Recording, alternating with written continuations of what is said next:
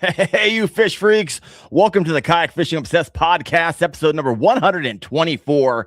Seth, tonight's episode is going to be a big one. And I mean that in every sense of the word, because our guest tonight isn't just catching fish. He's catching the right fish consistently. Justin Faircloth is coming off a season most anglers only dream of. Kayak Bass Fishing Angler of the Year and the Challenge Series champion for KBF. And here's the thing. Those titles don't come from luck. They don't come from magic baits. They don't come from just having a good day. They come from decisions. They come from discipline. And they come from knowing when to leave fish, when to slow down, when to speed up, and when to trust your gut when everything else tells you you shouldn't. Tonight, we're not just here to talk about what Justin threw. We're here to talk about how he thinks. We're going to dissect the mindset of a true big bass hunter. Let's get into it. Seth, how you doing, brother? Holy monologue there. I didn't know if I was going to come in. That was amazing, Darren. I can keep going. No, we're good. I'm all right, we'll back up. I'm glad to be back. Glad to be here. You've been gone for a minute. Yeah, I have been. Had some things. But last week was my daughter's birthday, so we went on a little vacation to Tennessee. Dude, it's cold, man. It's cold up there. Tell me. I got ice on the water where I'm at. It's stupid. I saw snow. I was like, no. I drove right back to Florida after like 6 days. So, yeah, there's like we're back here. 6 inches of snow outside. Beautiful weather. Had a good time up in like Gatlinburg, Pigeon Forge. So, yeah. It's good. I love it. Well, before we get started, before we bring Justin out of the green room, a big special thanks to our show sponsor, Dark Horse Tackle. And I've been loving these perfect pairings. This is the latest right here. Check it out. This is the Defiant Jig Underspin paired with the BizBaits 3-inch swim and minnow. And so I love when things come in pairs. You're just not getting like, okay, I got this underspin. What am I supposed to put it on? You got to wait till you get something or go buy something. So the Dark Horse Tackle Box is making that happen. If you want to support the show, head over to darkhorsetackle.com. All right. You think we should let Justin out of the green room? Yeah, I think he's ready. All right. How's it going, brother? Welcome to the show. What's up, guys? Yeah, doing good. Good. I'm loving the hardware behind you. My gosh, you and your teammate Wyatt Hammond got like 600 pounds of hardware. Just trophies. Yeah, pretty close to it. It's not a green screen either. No, that's what mine would look like. I love it. Not that fancy. So, Justin, we're gonna hop right into this. Take us back to the moment where kind of like finally sank in for you. You just became the KBF Angler of the Year and the Challenge Series champion.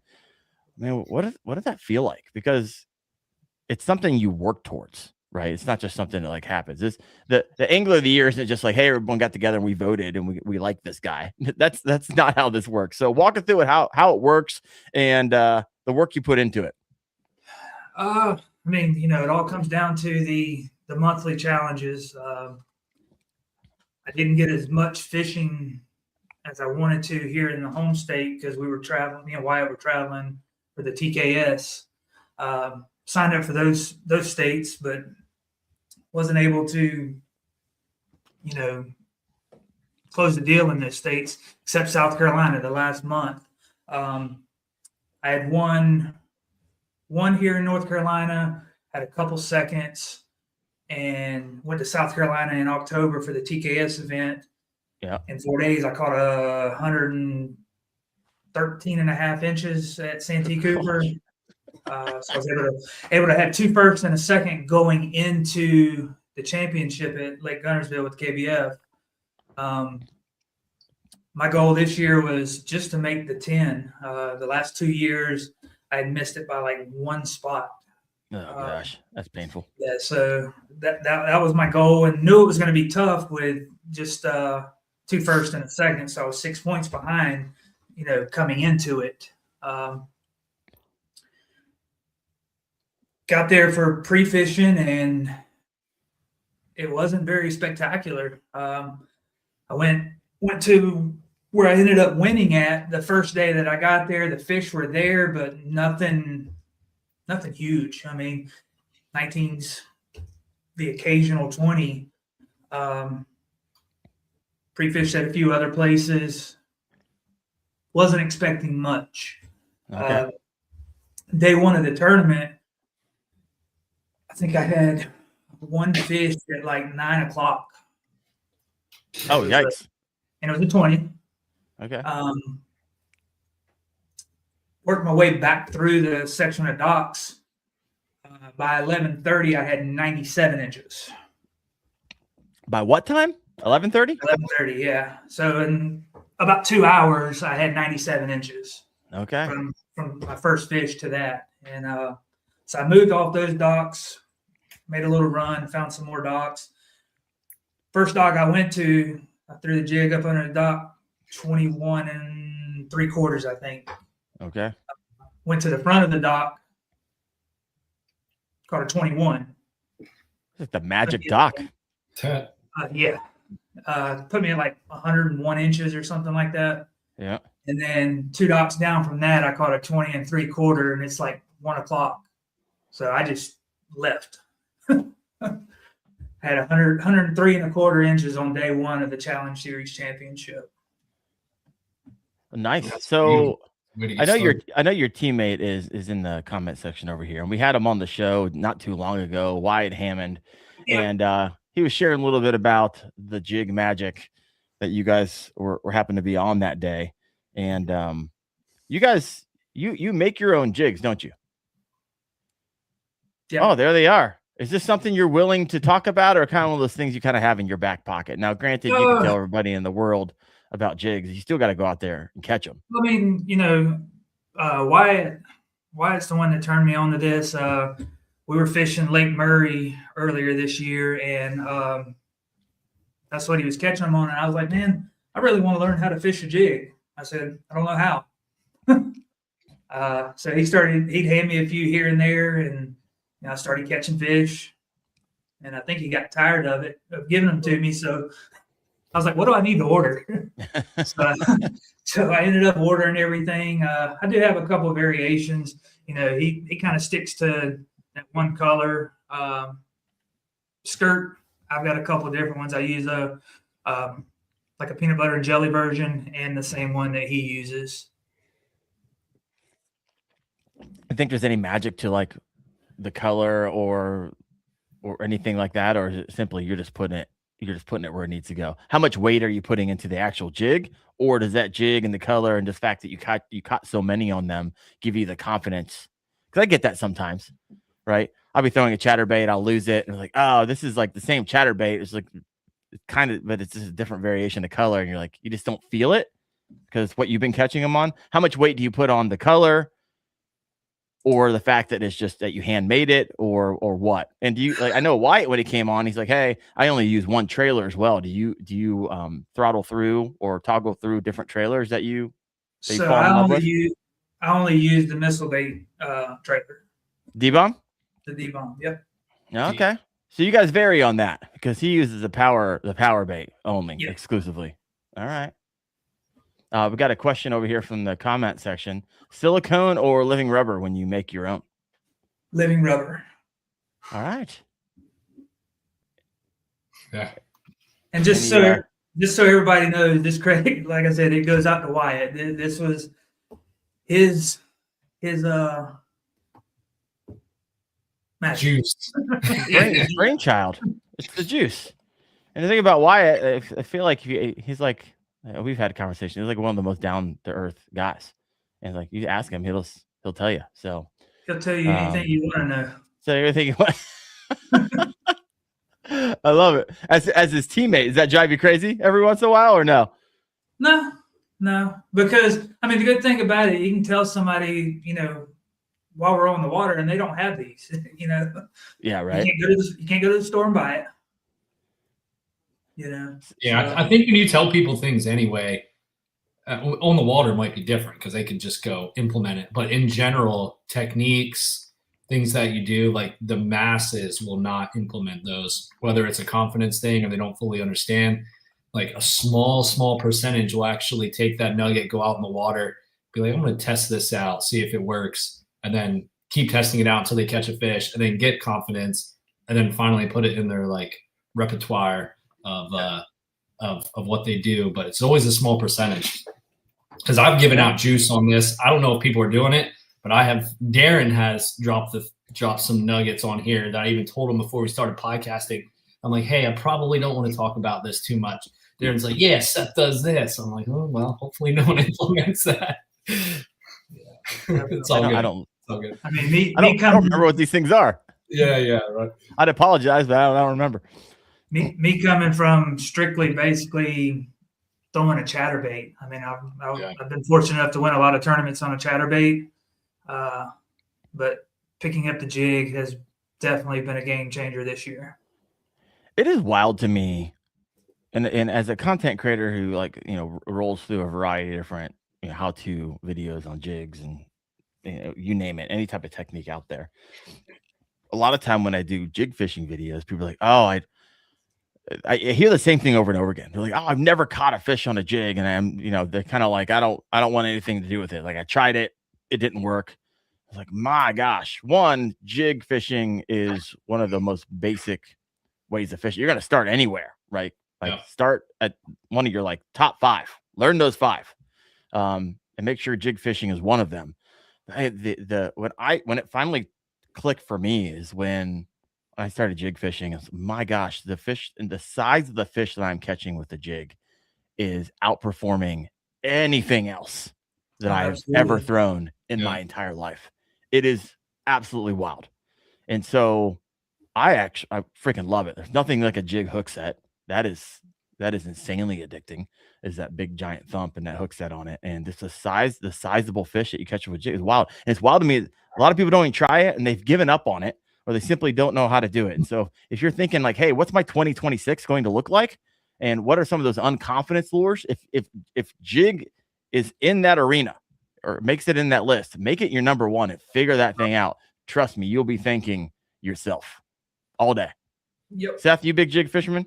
So interestingly enough, back when I was on a boat back in 2016 through 21, when I did a bunch of boat tournaments and stuff, I used to make my own jigs. I have the Do It mold mounts. I have the whole deal. I have the lead.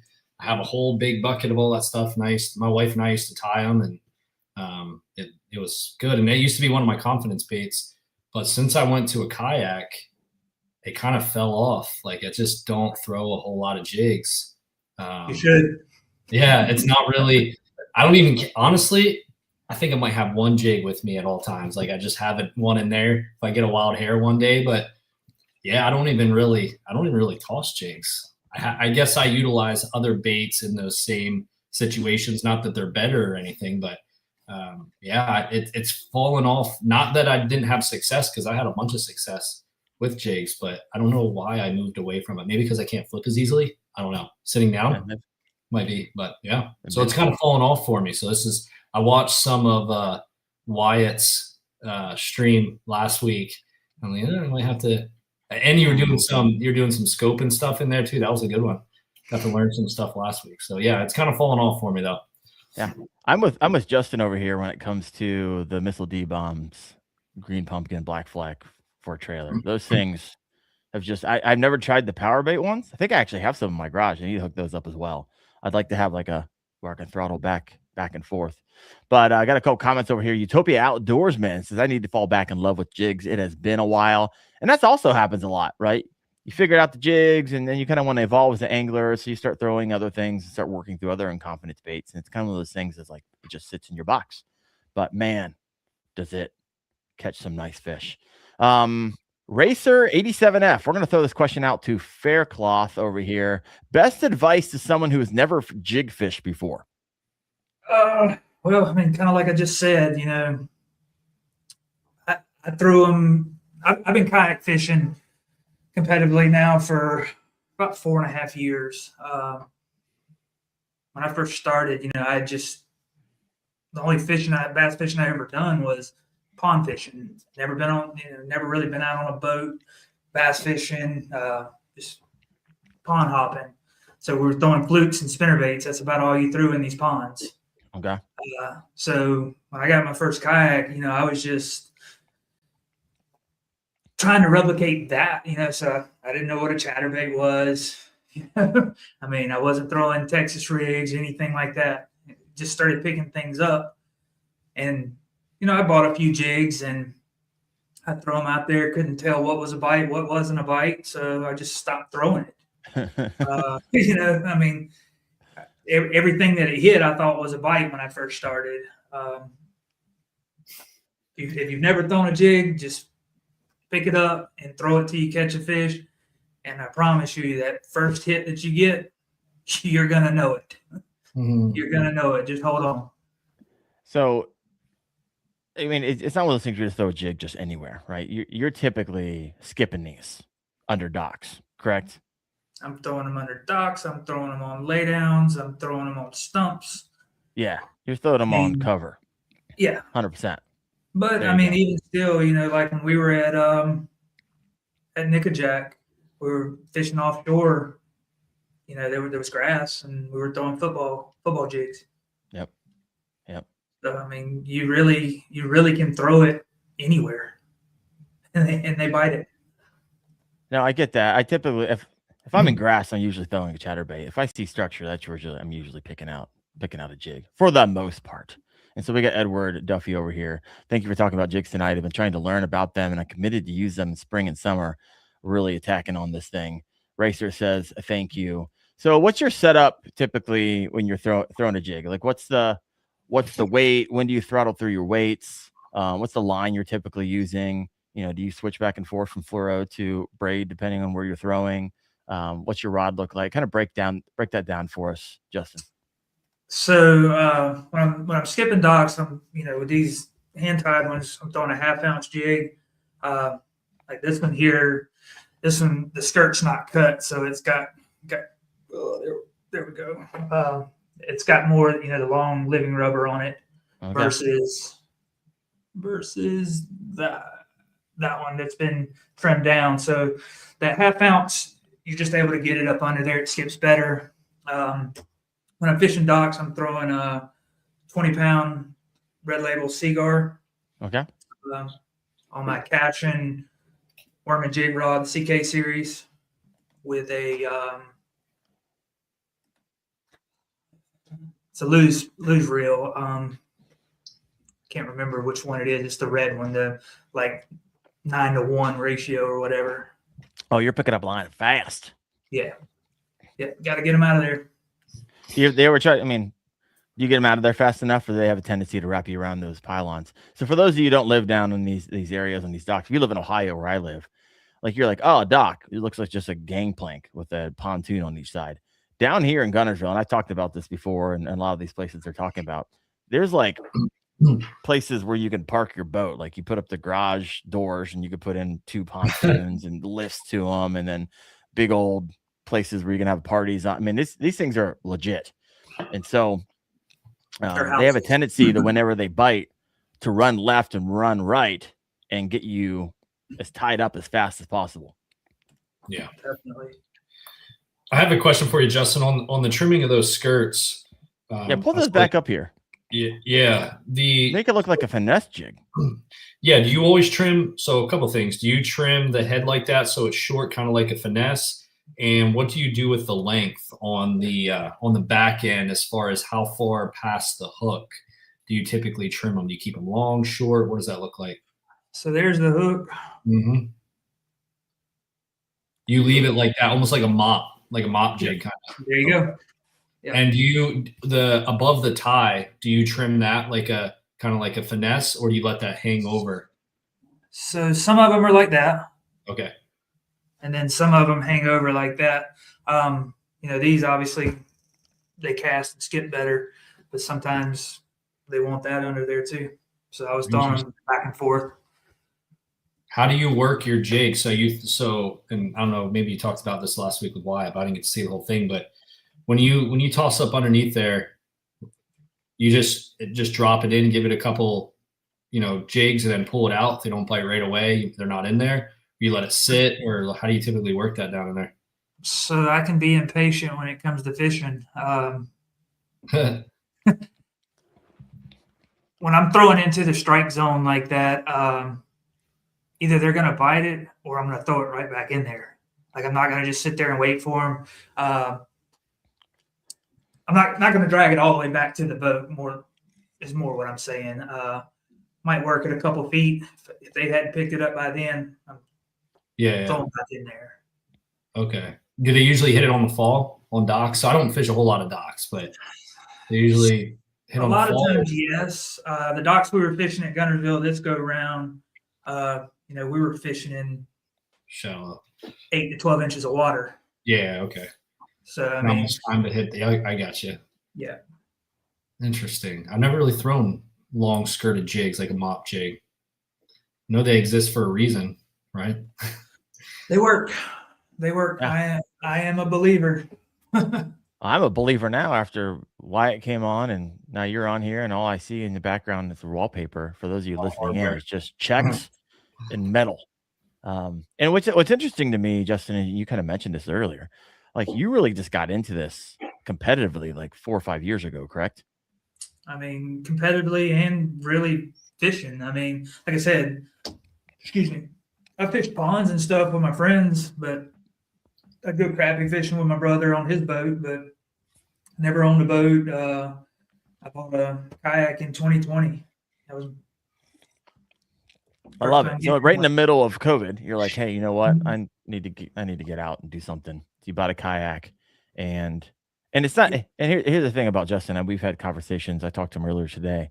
He's on the water. You're like, how can someone go from like 5 years to Angler of the Year and championship and all these trophies and checks behind him? How can you do that in such a short amount of time? Homie's on the water 200 days a year, right? Yes, And so official. you fish all day, every day. If you got a second and you can go fishing, you're fishing, right? Yeah, I wouldn't say all day, every day. I mean, For most Right. people, 200 days a year is all day, every day. no, I mean, I work for our family business, so I'm able to get off. If I'm able to get off work early, I don't have my daughter. I'm coming home, hooking up the kayaks, and I'm going somewhere. It don't matter if it's 15 degrees outside or 100 degrees. I'm going. Yeah. No, I like it. I like it a lot. But when you get that much time on the water, your curve is a lot faster than most who might get out a few times a month, is what I'm saying here. Not that you're not putting you're putting into work and you love it. Now, really quick, this is the Kayak Fishing Obsessed podcast. So you mentioned you purchased a kayak. However, you did not mention what kayak that was. So walk us through your rig really fast. And do you have the same ones that you bought since 2020? No, I've had about 7. That's the addiction, folks, right there. I love it. So my very first, started. So my brother, he bought a kayak off of a guy here locally. He bought I think it's a 2017 Hobie PA 14. Okay. And at the time, I couldn't afford a Hobie PA 14. So I started looking, and there was a local dealer here that sold Feel Free, made here in North Carolina. I ended up picking up a Feel Free lure 13.5, I think it is. I had that kayak for maybe 4 or 5 months. Just didn't.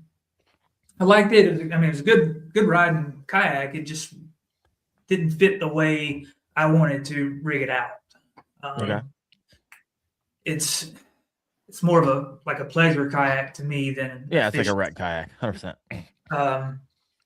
So I got rid of that one and I bought a SS 127 Bonafide.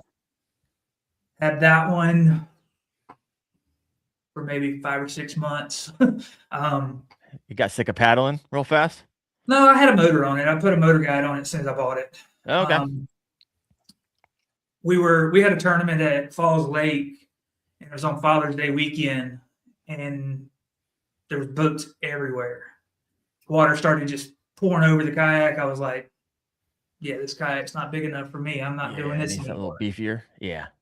So I ended up getting a Jackson Big Rig, which I love that kayak. It was laid out perfect. Put the motor on the front. I think I had that one for about a year. When I had that one, ended up the front end of it cracked on me, so I was getting water in it. I ended up selling. Crashed it, and somebody picked it up and fixed it. Found a Hobie PA 14 on Facebook. Okay. Gentleman down in, I think Raleigh had it. He bought 2 of them with a trailer from this old couple. Had never been used. There wasn't a scratch. Oh gosh, that's what you like hope for and dream of. Yeah, it had deck mat on it. I mean, it had everything you could think of. I got the kayak for pretty much half price Okay. from a new one. I think I paid like $2,400 for it. Money. Yeah.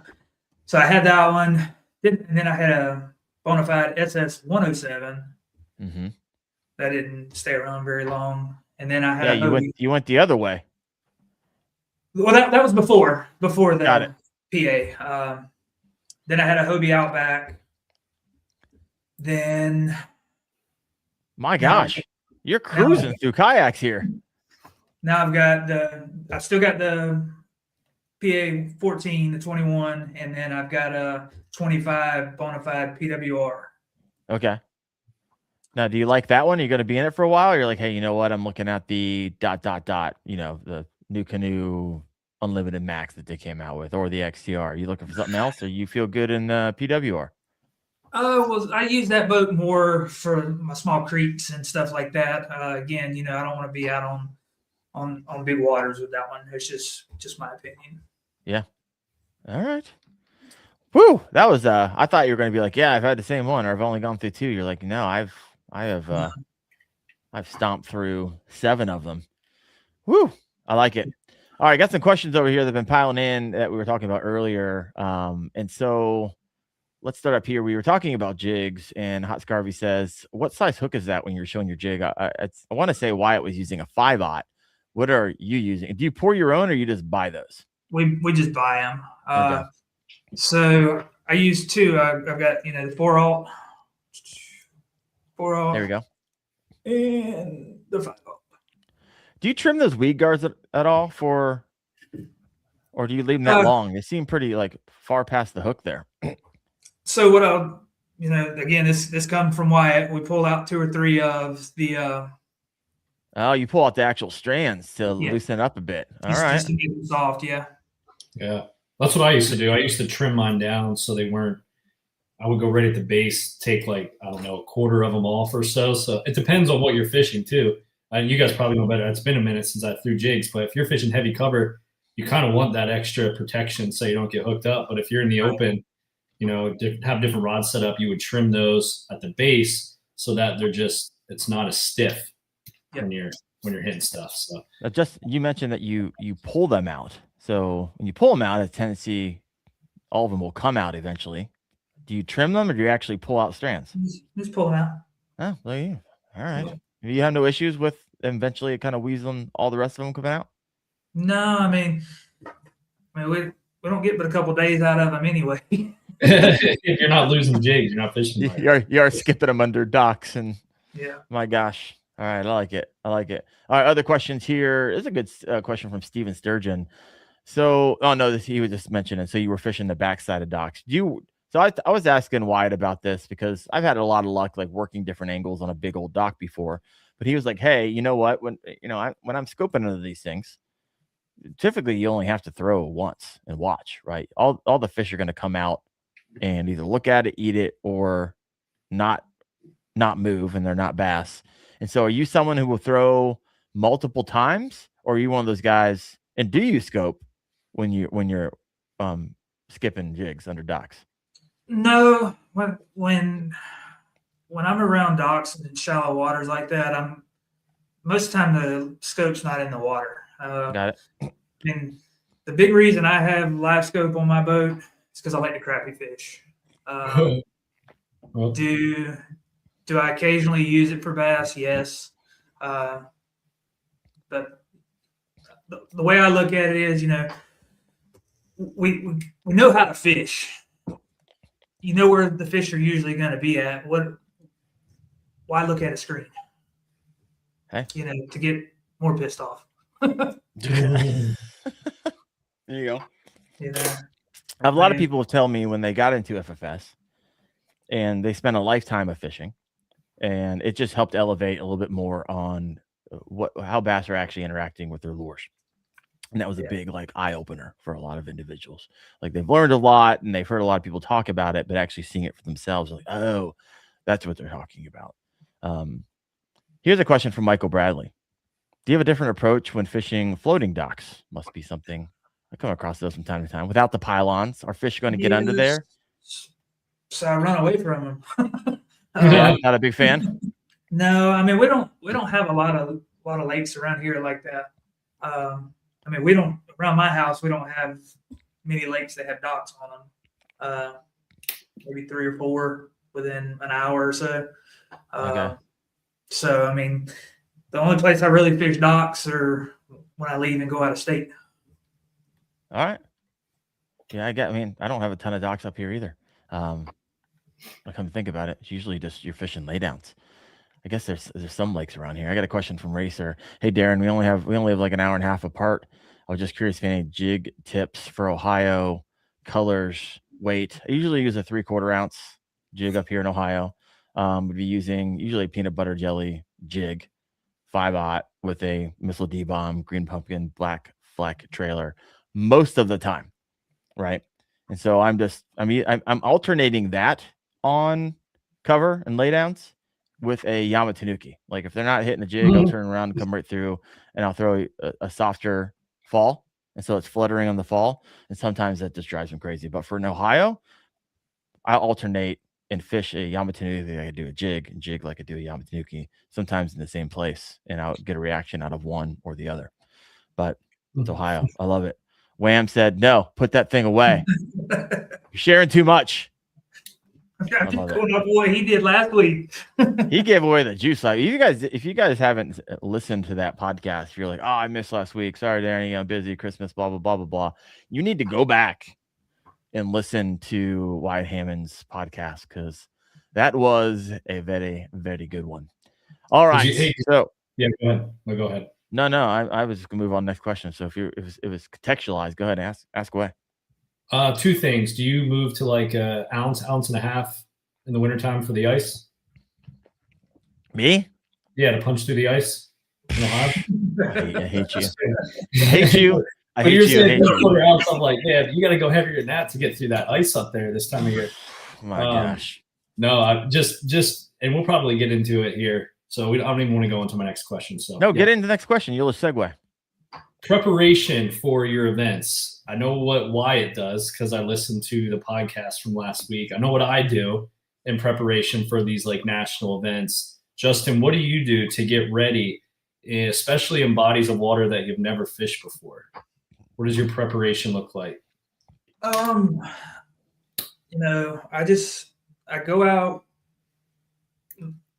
I wouldn't say there was no history because I hadn't been there, but I just, kind of look and see what's similar to these places.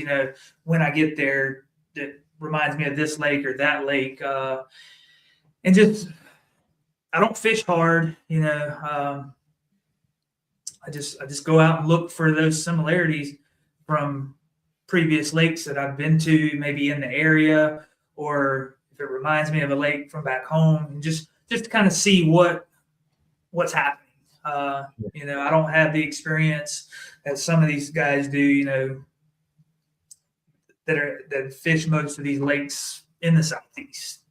Do you do any like map study prior, or like YouTube study, Bassmaster, anything like that prior to heading out to these events, or do you kind of wait and see what it's like? No, and the reason being, like people ask me about pre-fishing, I really hate it because I can get there on Monday and the fish are doing this, but by Saturday they're doing something totally different, and I'm hard-headed, so I'll still be wanting to try to do what I did on Monday. Sure. So this is interesting because your teammate right? is Wyatt. Yeah. Right. So Wyatt is like he has a completely different approach before you even throw a lure in the water. It's wildly different. He is all, and maybe that's why you're his teammate. You're like, hey, Wyatt, you do all that work, and then we'll come together and you tell me everything you learned. And there we go. You just saved yourself hundreds of hours. Oh my gosh. Well, like when we were at Nickajack for the TKS event, I'm just out looking, seeing what I can see and stuff, and I'm watching him. He's on this grass flat, and I'm talking about he's just running back and forth, and I leave and went somewhere else, and I come back, and he's still going. I'm like, is he still graphing that area? And I rode over there. He's like, yeah, man, I've been graphing this. But he found the fish. Yeah. Yeah. Oh, gosh. Hours Yeah. just Contrasting. Yeah. Well, like I said, I think I said it in the podcast last week. He put in a work week of hours while we were there. Just scanning. Contrasting styles. Shows you can be successful doing either, right? You don't have to necessarily put those hours in. I mean, I kind of do what Wyatt does. I have Bassmaster on one of my computers while I'm working, and it will sit there. Like if I know I'm going to be fishing, like for Toledo Bend, for example, this past year, I knew I was fishing Toledo Bend. Bassmaster will be on Toledo Bend until I know every single thing about Toledo Bend that Bassmaster said over the course of 4 days. It'll be in my subconscious because it was the same time of year and everything. So I can kind of simulate those environmental factors. So I just play it all the time. So like, I don't know. I'm a Bassmaster watcher, like Wyatt. I think I would be super nervous, and just a testament to your ability to adapt on the fly. I would be super nervous showing up to an event without like all those hours of study. So that's awesome that you're able to do it. Because if I could skip that part, it would save me a lot of time. I mean, it definitely doesn't work all the time. I mean, sure. But when you're sitting there watching all these different videos of Toledo Bend, everybody else is watching it too. Oh, of course, yeah. And you can show up, and it's just not the same situation, right. And you have to just scratch everything you watched for the last 6 months and just start fresh anyways. So yeah, absolutely. Yeah. Question for you, Seth. Yeah. So you go to the Bassmaster events, you fish them, the kayak the series. Mm-hmm. If you are watching the same thing everyone else is watching, are you seeing the same people over and over again in the same spots that you're fishing on a regular basis? Like, is there a trend there? Nah, because, and I think Wyatt might have touched on this last week too, there's so much nuance, and there's like this, you have to, if you're doing that type of study, you're the person, like, you're the calculator. You put all the information, you're the chat GPT, that you put all that information and you have to digest it in a certain way. Yeah, if there's like a point with like a lighthouse on it that's bright red and everyone, like they won the event on that point in front of that bright red lighthouse, like that's going to be an obvious spot. But a lot of these locations, you kind of have to put it in a kayak. You can't run all over the place. So you also have to pick. There's a top 10. They show most of the top 10, those locations, those pins, where they're fishing. They're not always fishing at the same spot each day. So between the top 10, 4 days of fishing and different times of year, whether it's, you might not always be there the exact same time of year with the same exact elements, water temperature, all that. But if you can digest that, have an idea of like, look, they're kind of catching them in these back pockets on the south side of the lake this time of year, you can eliminate a lot of water and kind of focus down in that region and then go into your practice focusing in the south side of the lake in those pockets to see if they're pulling up or what the situation is. So to answer your question, no, people will find similar patterns and do similar things, but most of these bodies of water are pretty large. So you kind of run with the pattern that you think is going to work before you get there. You practice that pattern, for me at least. And if it's efficient and it looks good, you run with it and see how the event goes. So yeah, it's kind of spread out. People don't always find the same stuff or pull the same stuff from the videos. All right. I was curious. You said you can't run all over the lake. It's not true. There are some people who got their kayaks and put them on boats and run all over the lake. So you never know. You just never know. Yeah. Might be like, yeah, that's wild stuff. Got a question over here for you, Justin and Seth. Actually, this is more of a comment from Bass AF 817. Been coming on the podcast the last pretty vocal last few months. So appreciate that. He says, I definitely hate pre-fishing.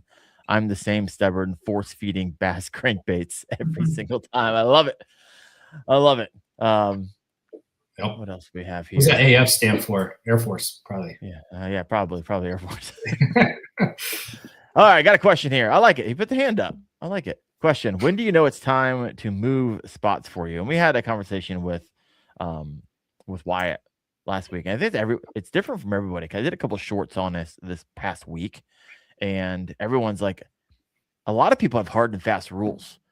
Like, after I cast in 360 degrees and blah, blah, blah, blah, blah, then I leave. Or it's 15-minute time limit, or it's by complete feel, or Wyatt, whenever I see 90 inches of fish splashing over here, 50 feet to my right, I'll go catch them.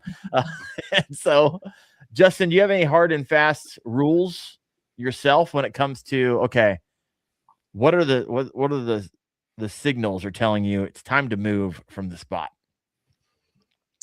I mean, if I'm not catching fish, then I mean, obviously I'm going to leave. But for instance, on day 2 at the Challenge Series Championship, I actually started out better that morning, but I knew I had to keep it going to be able to win that tournament. I made a long run. It was a good hour ride up to these other docks because I had just stopped catching fish down here. Get up there an hour. It was a good about an hour ride up there. And it wasn't like the half hour you get to your spot. You're saying you burned a full hour of tournament time. Pretty close. I mean, all right. It was a good ride. Do you have a good motor? Yeah, I run a Minn Kota Ulterra 24 volt. Okay. But I made this ride up there because I'd left them docks alone. There's about maybe 15 docks up there. I get up there and I catch one fish, which gave me my 5th fish that day. Looked at the clock. I was like, all right, it's going to take me, 45 minutes to an hour to get back. Need to get back down there. Just coasted. Got all my thoughts to myself on the way back down there. You're now an hour and 45 minutes of burning time. Yeah, the time gone. I'd be frustrated if it was just for one fish. I'm like, my gosh, you start playing all these games in your head. If I would have stayed there. Yeah, I will only imagine. I mean, it was a 17 3/4. So, I mean, it wasn't a terrible fish. It wasn't like awesome either. It's like, meh. Yeah. Well, make the ride back. I was like, I'm going back to my docks, going back to the docks that I've been catching fish on all week. First dock I come up to, throw the jig under there, 19.5. I was like, really? I just wasted 2 hours to get back down here. 17 1/4, right. Then get to the next dock, catch another upgrade. So I think I ended up on day 2 with, 94 inches. Okay. Something like that, 93, 94 inches on day 2. But yeah, it's more, if I'm in an area where I know there's fish, I'm going to beat it like a dead dog.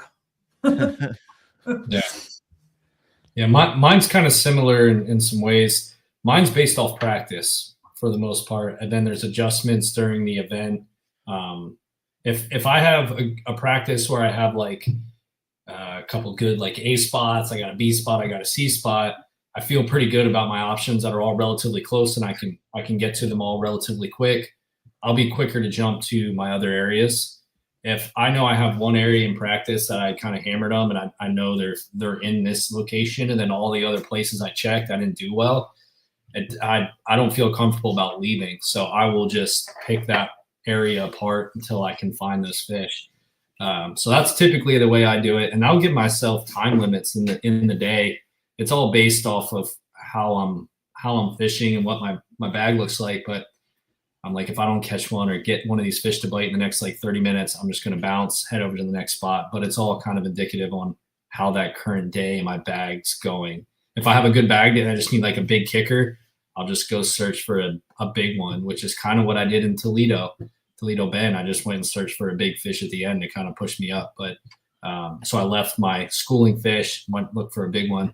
But it kind of depends on my practice, depends on how that event's going for me that day. So yeah, if I don't see any fish in my graph there and I just leave, that's my decision. I've been with you where we were out when I'm like, hey, are you seeing fish in your graph? You're like, yeah, some. Like, how much compared to the other place where you were catching 100 yesterday? He's like, about, I don't know, 75% less. I'm like, let's get out of here.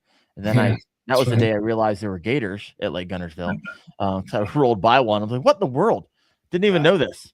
And then we left spot and then went and caught a bunch of fish. We did catch a crap ton of fish. I mean, they were all schooling, so it was a whole lot of fun.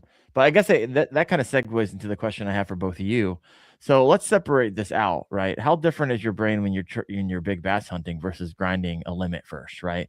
And so when you're going to do a tournament, are you thinking, okay, first I just want to get a limit, I don't care what it is, and then you start going upgrade, or do you enter into the competition saying, I'm going big or just going home, right? I'm going big bass hunting because it's a kind of a different way of fishing.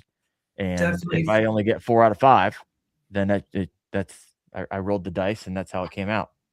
No, definitely for me is getting a limit first. Once that fifth fish is on the board, it's like the stress level just drops. Yeah, that's the biggest factor in kayak fishing. 4 fish in a boat tournament is not a huge deal. 4 fish in a kayak tournament is a massive deal. Like, unless you have like 4 22s or something.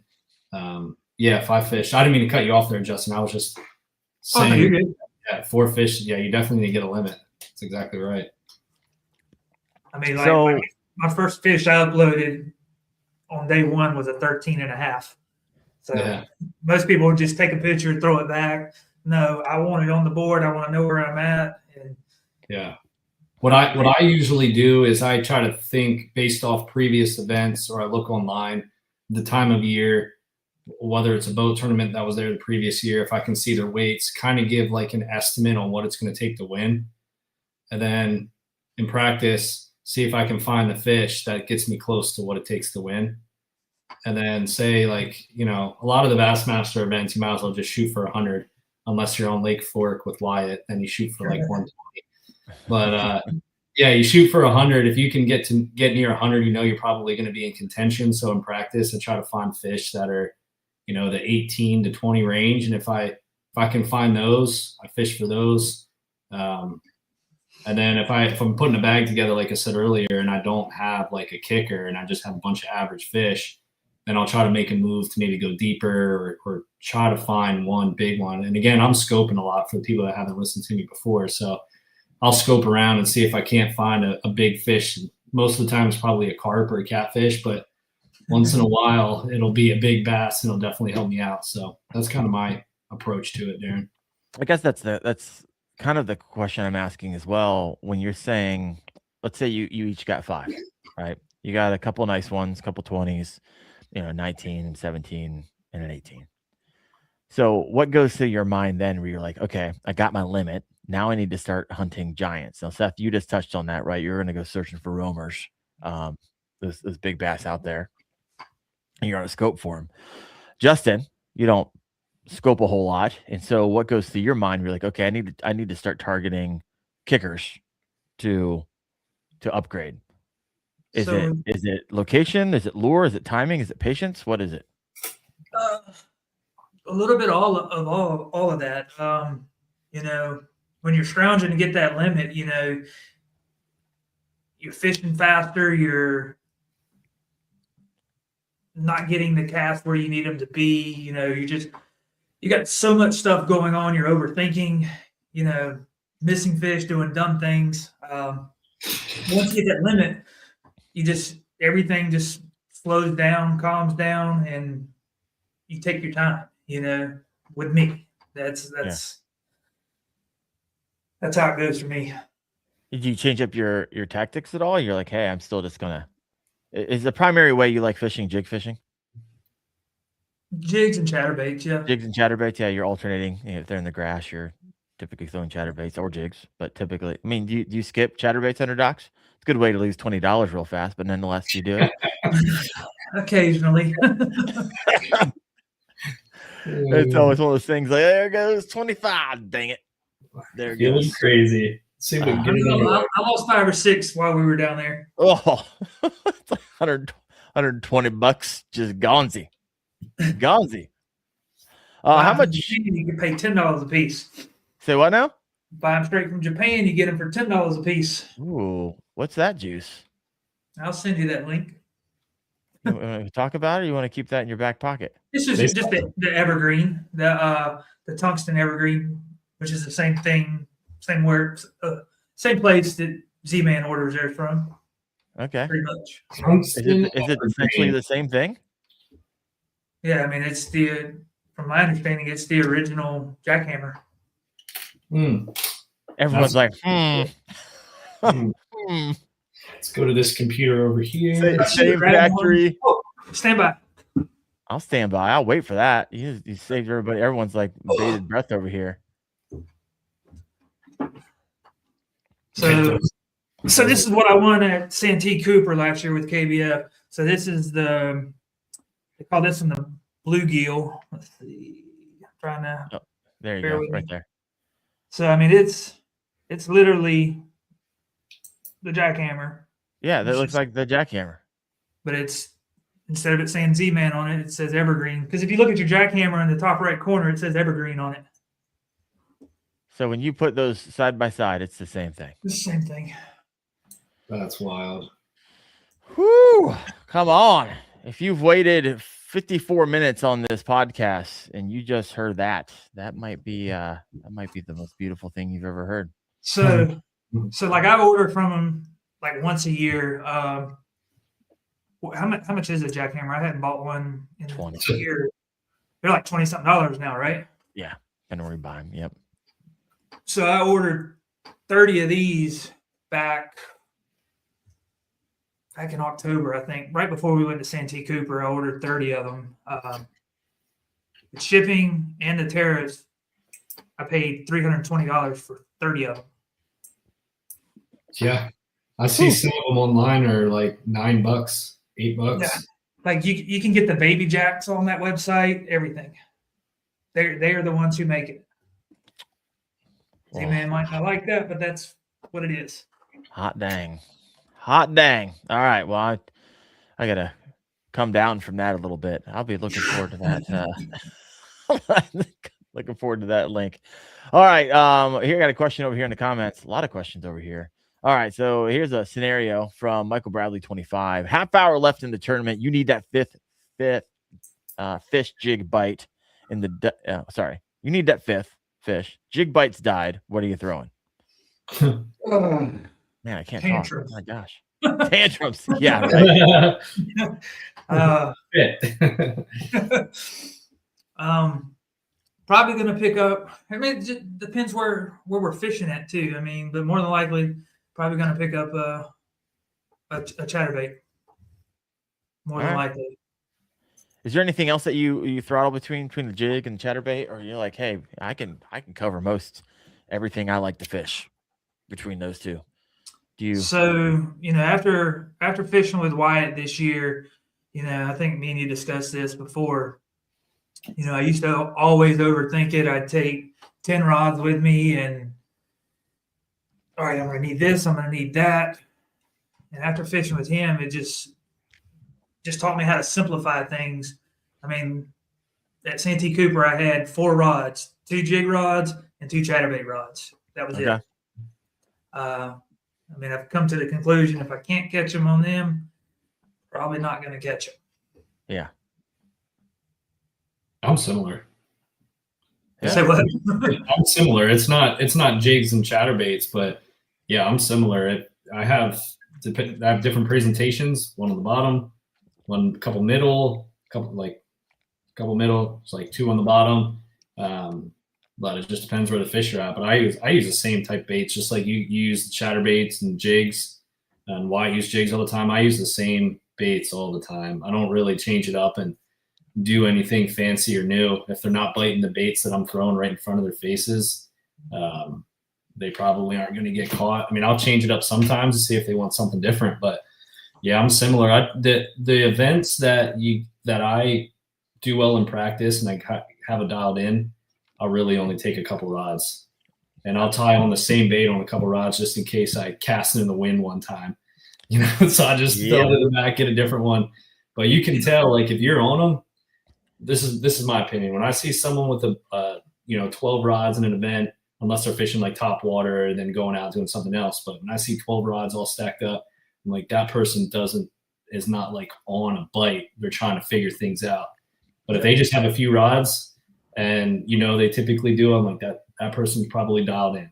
If they just got a minnow tied on, they're going out deep, they're probably on some fish. Or they just got a couple baits, they probably know what they're doing. So it's usually my little rule of thumb when I'm just peeking around prior to blast off, see who has less rods on their back of their kayak there. Yeah, no, I hear you. Then you follow them. You just follow those people. 100%. Oh, that guy has one rod on tournament morning. What would Darren say? You might know something. Steven said, Darren, didn't you have like 5 chatterbaits tied on one morning? I did. That was tournament morning. I figured it out. I had 7 rods on my kayak. However, 5 or 6 of them were just different variations of chatterbaits, from big blades to baby jacks to jackhammers and different colors. So I didn't have to keep retying. So worked for me. All right, other questions here. If you got a question for Justin or Seth, go ahead and throw that in the comment section. Well, no, I don't. No, I don't. I'll throw a Senko. I throw a reg stick. That's what I throw. There you go. But I throw a stick worm if I need a fifth bite. I throw something super basic, flutter it down in somewhere where a 12-inch bass will bite it, and hope for the best. That's what I do. If I can't get a fifth fish, I will just go super simple. Yeah. No, so I guess it's Hots Carvey. He asked, said, how are you fishing differently to get your limit? Are you throwing something other than the jig to start? So at Guntersville, since we're talking about that, my jig bite didn't start until the sun got up. So in the mornings, what I was doing is I was hitting the front of the docks with a chatterbait. I'd run the front edge of the dock by the boat slip, just the front right there. And they were smashing the chatterbaits. As soon as that sun would peek out, it was like they just darted straight under the docks, and then you stayed there. Yeah, Wyatt was talking about, as the sun was coming up, they were following the gangplanks out to the main section of the docks there. Yep. Fascinating. And they were deep inside those docks. Yeah, you have to really skip it, right? You can't just throw it there. And some of these if you ever fished a lot of these southern docks, a lot of these dock owners don't want you fishing them. Yeah. Their house. Yes. And so they don't want you fishing there. They're putting down grates, they're putting down wood, they're dropping their boats all the way for like an inch from the water. They don't want you fishing in there, which I don't know about you, Justin, or you, Seth. Anytime I see that, if you give me a hole, all it's got to be is that big, and I'm going for it. And you miss, and you hit the 10. It's like, ding. Hey, you know what? You shouldn't have put a gate on your dock. I don't know what to tell you. You shoved your private property into my public water, and so the bass are under there, and I'm going after them. But let me go. I got some questions over here. If you got a question, go ahead and throw that in there. Where's the question I had for you? So what's the internal conversation going in both your head? I don't do a lot of tournament fishing. It's one of those things like, okay, I can easily see myself getting into it. However, I have content to create. And so that's kind of like where all my extra time goes and my hundreds of hours of Bassmaster goes. So I just don't tournament fish. However, when I have done it, I specifically remember this moment while I'm fishing. What's the internal conversation going on when you're behind early? Are you someone who watches the leaderboard, or you're like, I don't even look at that thing? Guilty. You look at what is the mental game you're playing with yourself? It sounds like you're uploading every fish and you're watching it like a hawk. Yeah, I usually keep an eye on it. Is that good for your mental stability throughout the day, or bad? You just can't help yourself. You got to know. Probably both. I mean, like I was watching Wyatt on day 2 of the championship, or the Challenge Series championship, and I'm like, he's getting close. And he passed me at one point, and I called those 2 upgrades. Then I think we had like 2 hours left, so I'm stressed. Soon as the clock hit whatever time it was, I called him. I was like, "How many fish you holding?" He was like, "None." I was like, "Oh my god." Yeah. My internal monologue or discussions I have with myself is typically based on how I'm performing compared to my expectations. So depending on my practice, if I think I'm on them, if I think I can do 100 inches or 90 inches, how is day one going for me based on those expectations? So I don't really pay attention to what everyone else is catching early, depending on the event. Once I'm meeting my expectations. So, if I think my floor is about 80 inches, my ceiling's like 95 in practice. Let's just say that, for example. And I'm sitting, I catch some fish. I'm sitting at like 85. I'm like, all right, I'm not doing as well as I wanted to. Let's see what the rest of the field's doing. Then I'll go in and kind of see, midday where everyone else is at. And sometimes, surprisingly, if I'm not fishing as well as I thought I would or catching the fish, so a lot of times, especially in Florida on the lakes, when we have like 40 or 50 anglers, it's like lake wide that people aren't doing that well. Where I thought like 90 some inches would win, I go and look, and I'm like, my 85's in the lead right now. I'm like, that is crazy. Like, so you get the complete opposite. You get a boost of like, holy smokes, like I didn't think I was going to have a chance to win this with this amount. Now I do. So I just got to keep catching them. And then I'll check like Dale Hollow this past year. I lost that one by a 1/4 inch. And I was just catching them back to back and just getting closer and closer to the top. So you do get like, sometimes you get discouraged when you look at it and you see other people are catching them and you're not. But I don't necessarily compare myself to the rest of the group, although that's what matters. I compare it to my expectations leading into that day based off my practice. So if I knew like in practice I wasn't really on them and I'm going in there and I'm at like 80 some inches, low 80s, I'm not that discouraged. I was probably more discouraged at the end of practice because I know I'm not really on the fish yet. So, I do a little both. I would say. I do like seeing it though, because then I can see who's in first. And then again, you just follow that person, and then they lead you right to where the fish are. I'm kidding. For anyone listening online, I'm totally kidding. I am sure that happens. Do you ever have that happen to you, Seth? No, I don't think many people really know who I am. The funny part, this past year, I've had multiple Florida anglers go to events and people go up to them and say, "Hey, are you Seth Taylor?" And they're like, "No, I'm not Seth," and whatever their names are. But I've never had anyone recognize who I am. So, dude, I put my hood up. Seth is a guy. Puts his hood I up. just sit like this.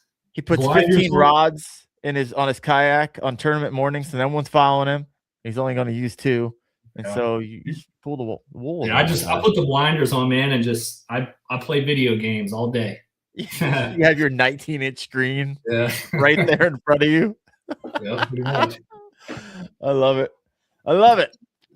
All right. It's 1:05. I got an hour and a 5. I like it. We got 47 live right now. If you help me out, hit that like button wherever you're at, whether you're over on Justin's page or my Facebook page or YouTube, wherever you're at. Would love that. Help to give this some extra yardage after it's all said and done. I have a question over here from Bass AF 817. He says, on a river, what do you look for? I love seeing beaver dams. They always seem to hold good sized bass around them. Seth, you don't do a lot of river fishing, do you? There's some rivers down here. I mean, I grew up on the Susquehanna River. Sure, but I mean like recently in the last 5 years. No, I mean there's some of these rivers, man, there's so much boat traffic and stuff. But no, I don't do a whole lot of river fishing anymore. How about you, Justin? We don't really have much. We got a lot of creeks around here. There you go. Creeks, but no. Yeah, I love river fishing. I started getting it toward the end of last season. We got bunch of smallmouth around here, and bass. When what I look for is I don't think I've ever caught a good size smallmouth not off structure, right? Not off a laydown or some type of cover. And so typically in the river, they're going to be holding next to those, rock gardens. They're going to be holding next to that laydown. And so you'd basically, throttle down your anchor on your chain, or you got to, put the bow anchor wizard down, flip around and just hold on it and cast into that stuff, not just around it, cast into it. And that's a lot of times where I'm able to pick up some nice size smallies. Mm-hmm. All right. And we went from lakes to rivers, but man. All right. I got one. Do you use a net, Justin? Mm-hmm. Are you a net guy? A net, no net? Yeah, I use a net. Use a net? Okay. Mm-hmm. Just curious. Darren's a net guy too. Sometimes I'm not. No? I don't know. In tournament settings when you have to catch the fish. Not where it makes better content if it flies off. No, I've caught I guess I've forgotten my net on tournament days. I've caught one of the biggest fish in my life. And so it's one of those things I'm comfortable either way. Yeah, because you started without a net, I right? started without a net. I feel wildly comfortable just lipping the thing and working it. Yep. However, also I was like, okay, if I know I don't hook like hooks, a lot of times this happens on chatterbaits. I know I don't get a hook set. And so I know it's just pinned, but it's not past the barb. And so like, all right, I got to horse this thing, which I have no problem because I have the line weight on it where I can horse it. And so that's where I'm breaking out the net because I know I don't have it good and I want to get it in the net as fast as possible because it's going to throw me. And if I play this thing, then I'm going to lose this thing. And so that's why I like having a net on tournaments so I can just force them in. I forgot, not that I forgot. I didn't use a net on Dale Hollow for all the smallmouth. And I lipped every single one of those bad boys. Oh man. I'll never do that again. I'll never fish those big smallmouth without a net, man. It was so stressful doing figure eights for like 5 minutes for them just to calm down. To calm down, yeah. Just so I could go just try to shove my thumb like right in their tiny little mouth without hitting the hook that's right there. What? Gosh, man. But yeah, that was I have some questions here. All right, we got a variety of questions we'll end the show on with. What's something small you think that most anglers overlook, Justin? Say that again. What's something small that you think most anglers overlook? Right? You're like, oh man, this is a massive advantage for me. I do it. However, I don't see a lot of anglers doing it. That's a good question. I have to think about that one. Seth, you can answer it too if you have it, or we can circle back to it. I don't know. All right, think about that. If you want to answer it. There's a couple different things. I mean, for me, I think simplifying. I don't know if that's small. That might be more difficult for a lot of folks. Justin kind of touched on. That's what I was thinking. I was thinking the overthinking part of it. Yeah, like simplifying your approach to baits that work and hitting different parts of the water column and fishing in areas that have fish, not like dead water. And I think simplifying my approach, not the preparation for me. I'm a little bit different, but simplifying my approach on the water as to what I'm throwing. It's always kind of the same baits all the time. It's not like the new bait of the year type deal. But that's I can see psychologically while we're like, okay, I haven't found them in pre-fishing, and so I don't want to go out there without the arsenal. But having the arsenal may not be wildly helpful. Maybe what would be wildly helpful is just take out your 3 confidence baits and just work those all day long. So I could see that. I could see why people would take out a lot on that day. What makes an angler dangerous in a tournament, in your opinion? What have you seen? Where'd y'all come up with these questions at? I got more. Yeah, he's got a whole deal.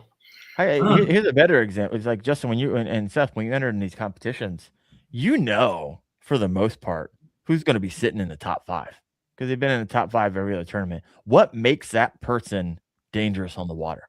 What have you noticed about your competition? You're like, this person's dangerous because of this, and it's an edge that he has or she has. You want me to go first, Justin? You want to go? You got it? Yeah, you can go. So there's a lot of factors, right? I mean, preparation's one. We heard Wyatt. Some people that are really good at it. I mean, Justin doesn't do the same approach, but I know that some of the people that do, like a Wyatt, that's kind of similar to what I do, and I feel like they're going to have a really solid background with the body of water that they're going in. Historically, they know where those fish were caught, which leads me into people that have already fished that body of water, or they're local and have done derbies on that body of water over the course of years at the same time of year, have their nice like spawn spots that they go to. And also the people that are just like a Drew Gregory in river systems. Like that dude just, I mean, he fished on, like Toledo Bend is like a lake and has a river on the north end. Dude didn't fish the river on first day. And then he's like, I'm going to go back to what I'm used to. I tried something different. Drew goes up the river on day 2 and just absolutely slays them. So like some people have like a certain skill set that really matches bodies of water. Those would be my few, I guess, like the preparation part, the local aspect, knowing the body of water over the course of years, and then styles of fishing that match what they're really good at. Like some of the people from New York, those guys up in New York that fish like the Finger Lakes and those, they can go up there with a minnow, and like they can scope like crazy. They're going to be up there on Champlain and just hammering them out in the open. So yeah, those would be mine. How about you, Justin? Yeah, touch on that one. I mean, history would be a big thing. You know, if keep having tournaments over and over and over at these places, people are going to remember what they did, you know, and they'll be able to put that together. So definitely history. Got it. What's one of the biggest mental edges kayak anglers underestimate, in your opinion? Mental edges? Yeah. Like this is like the mental game, right? So inside the mind of someone who has a tendency to finish in the top 10 every time, like you can spiral out really fast. Yeah. I've only fished in several tournaments. However, if you lose a big bass and you know that sucker's every bit of 21, 22, some cases bigger, and you lose it, and it's like, oh man, I obviously you really need it, but you like really needed it. Like it's easy to spiral out, even though you have plenty of time, right, left in the tournament. And so, what helps you keep from spiraling out when the majority of people will, and they won't be able to recover? I mean, for me, you know, I mean, because obviously, I mean, it's still going to happen to everybody. Biggest thing I've learned is just put everything down. Just stop, sit down, chill out, get you something to drink, something to eat, pick up your phone for a minute, do whatever you can do to get your mind off of the situation. And once, even, I mean, 10, 15 minutes isn't going to kill the day, especially when you got time left. And that's how I handle it. Okay, so you actually create a reset. Yeah, I just stop. Yeah, you don't keep fishing. You're like, okay, I need to literally reset my brain. And you do it by checking your phone, taking a drink, eating lunch, whatever it is. All right, fascinating. Seth, you're laughing. What's going on? Because I'm picturing my videos that I have. So I just based off video footage, what I do is I usually scream really loud at cuss. That's the first thing that happens. The second thing is that I go like parallel. So I'm like sitting upright. The second thing is I go like this. And I usually sit there and stare at the sky for like 2-3 minutes. And then I just, all right, we're back at it, man. But yeah. What's going through your brain when you're all stiffed up like you have got to be freaking kidding me, man. Like I cannot believe I just did that. I had a largemouth in a huge event that I lost by a quarter of an inch in a Bassmaster event because the trolling motor cut my line, dude, because I didn't have the rod out far enough. So like when stuff like that happens, it's like, anyway, based on video footage, I yell a cuss word and I get parallel for some reason. That's what I do, dude. That's my strategy. Let me know in the comments, what do you do when you lose a bass? I think this is fascinating. I broke one of my chairs already doing that because I just slam back and lay back. So yeah, maybe I'm not the only one. Let me know, please. Oh my gosh. Let me go over here to the comment section. Let me know what you do.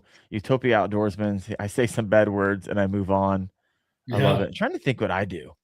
I don't know. Just watch that footage, man. I actually, I think I know it. I replay in my brain like what just happened. I almost try to like do a post-mortem right away. Like how did I lose that? Was it the hook set? Was it not past the barb? Sometimes you can't figure it out. Other times you can. It's pretty obvious. I tried to horse it or I gave it too much slack or whatever it was. And that's the only way I need. That's the way I have to figure it out. Michael Bradley got some questions here. We're going to do some final questions and we're going to let these guys go. And so Michael Bradley's got one. Let us know if you throw a comment in the comment section or a question for Justin or Seth, and we'll get that answered. Oh my gosh, here's one from Bass, AF 817. I didn't measure a fish because I thought it wouldn't help me, and I lost it by that length. Oh, that happened to Wyatt too. Oh, having a Wyatt? Oh man! All right, tell us the story. 10 last year. Tell us, like, what was it? Do you know the story well, or you just remember that it happened? So something about it was a 21 and a half or 21 and 3/4, or along those nature. He was a 1/4 inch off of it. he thought he didn't need it, but it was actually a 1/4 inch bigger, which would have tied him for first place in the 10. I have a painful. That is so painful. I have a painful. That's pretty painful. I know Seth has one too. Yeah, I haven't spoke about this publicly at all, but here we go. So yeah, the first event last year in the Bassmaster Kayak Series was on the Kissimmee chain in Florida, which I should have done well on. But I missed a giant. I caught an 8.5, but first day bag was average. Second day, I'm like, I'm not even going to go shoot for an average bag. First day I ended in like, I don't know, the 40s or something like that out of 200.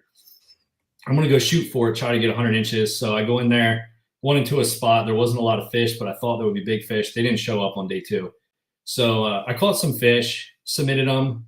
I found out towards the end of the event that one of my fish were DQ'd towards the end of the day because it was a duplicate fish from the day before. And whatever. At that time, I had a small bag on day 2. I was in like, with that fish, I was in like the 50s, 60s. Without that fish, I got dropped down to 90th. And it was like right at the end of the day, I'm like, this is my only event I'm going to fish for the year. So like, it's not a big deal, whatever. I didn't even upload another fish. I just kept my spot. Like it was the only Bassmaster Kayak Series event I was going to do for the National Trail. Well, that changed. I went and fished Dale Hollow. So I ended up with 9 fish and 90th place instead of like the 50th, 60th, because I had another fish I could have uploaded. I didn't care. I was kind of annoyed for the day. Went to Dale Hollow, got 2nd. Went to Toledo Bend, got 5th. Had I submitted any of my other fish in my bag on Kissimmee, I would have had enough points for AOI for the Bassmaster Series, right up there with Abby. So, yeah, that was a pretty painful one. Abby's an awesome fisher. He did amazing that year. He was in the top for all those events. But because I didn't submit that fish, yeah. How long was it? Do you remember? Well, I had a couple in there that were like in the 15, 16 inch range, but the one that got DQ'd was like a 16.5 or something. So it would have ticked me up around 30 spots, and those 30 spots isn't 30 points. Some of those are worth 3, some are worth 2, depending on the point structure. So it was around like 60 to 70 points, which is what I needed for to jump me up into AOI first place. So here's the question. Yeah. How much was Bassmaster paying out for Angler of the Year? It was $6,000. And then you get all the articles on Bassmaster, and you get whatever. You know, it is what it is. Yeah. Oh, it's so painful, so. Yeah, all so because painful. I had 9 fish on a Florida body of water. You had a couple. You're just pissed off of the day. Yeah, like because I didn't know I was gonna fish anymore, and then I decided, you know what, I'm gonna fish some national ones, and yeah. So it was a blessing. You know, you learn on stuff like that. You just submit your fish, always double check, make sure you submit the right length, make sure their mouths are closed. Don't be grumpy at the end of the day and be like, screw it, I'm not uploading any more fish that day. And you won't lose yourself $6,000. Lessons learned, man. Ooh, I'm glad I'm learning it through you. Let's put it that way. Yeah. Gosh, that is so painful. Yeah. Whew. Someone said, you see that one there at the bottom, Bass? Yeah, Bass said I about threw myself into the water after the announcements. I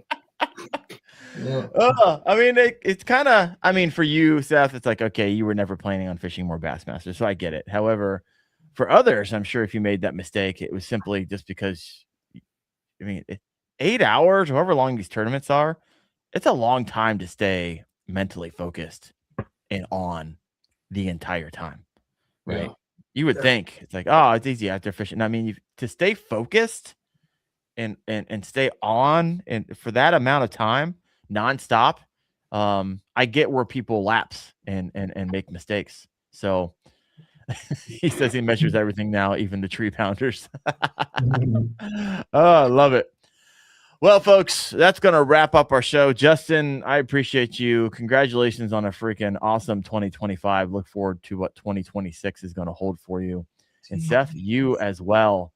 And so appreciate you guys. And a special shout out, of course, to Dark Horse Tackle, the sponsor of the show, Appreciate them, what they do for the show, how they support it. So if you want to support the show, head over to darkhorsetackle.com. Check out their boxes. Check out their a la carte area on their website as well. But I don't have a guest next week or the next 2 weeks going into Christmas. And so I guess I need to get some work done. So if you guys have anybody here like, hey, I would love to see them on the KFO show and I haven't had them on yet, go ahead and throw that in the comment section. I'll circle back and check that out. But hopefully I will see all y'all next Tuesday night, 8:30 p.m. Eastern on the Kayak Fishing Obsessed podcast. You guys have a good one.